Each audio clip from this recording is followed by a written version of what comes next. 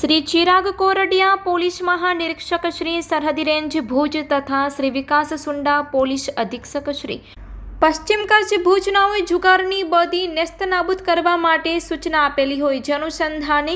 Local crime branch પશ્ચિમ કચ્છ ભુજના incharge police inspector HR Jethi તથા police sub inspector JB Jadav નાઓએ LCB સ્ટાફના કર્મચારીઓને જુગારના કેસો શોધી કાઢવા માટે સૂચના અને માર્ગદર્શન આપેલ હોય, જે અનુસંધાને LCB સ્ટાફના ASI નિલેશભાઈ ભટ્ટ, અનિરુદ્ધસિંહ રાઠોડ તથા police head constable Dharmendrabhai Raval, Shaktisinh Gadhvi તથા પોલીસ કોન્સ્ટેબલ જીવરાજભાઈ ગઢવી નાઓ ભુજ શહેર વિસ્તારમાં પેટ્રોલિંગમાં હતા.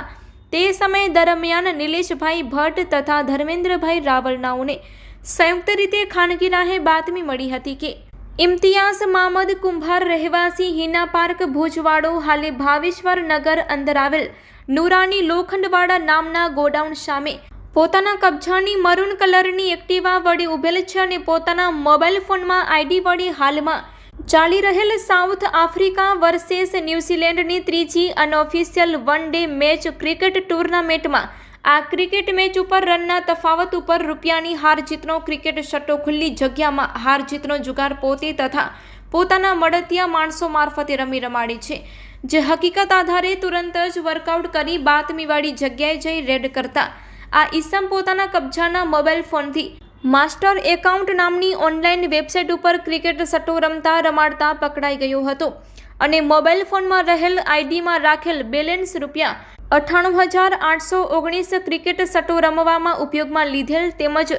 માસ્ટર એકાઉન્ટમાં બીજા ગ્રાહકો તરીકે 789 ANS નરેશ J, ID રફીકે અપાવેલ,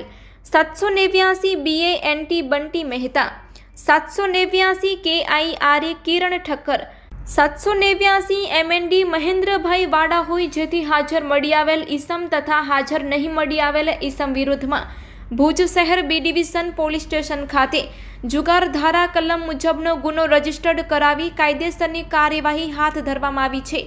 આરોપી છે ઇમ્તિયાઝ મામદ કુંભાર. આ આરોપીને પકડી પાડવામાં આવ્યો છે, જ્યારે નરેશ બંટી મહેતા, કિરણ ઠક્કર અને મહેન્દ્રભાઈ આ ચારેય આરોપી પકડવાના બાકી છે. તેમની પાસેથી IDમાં રાખેલ બેલેન્સ રૂપિયા 98,819 ક્રિકેટ સટ્ટો રમવામાં ઉપયોગમાં લીધેલ મોબાઈલ ફોન નંગ 1 જેની કિંમત રૂપિયા 5,000, એક્ટિવા રજિસ્ટ્રેશન નંબર GJ12EA 8692 જેની કિંમત રૂપિયા 30,000 આ મુદ્દામાલ તેમની પાસેથી કબજે કરવામાં આવ્યો છે.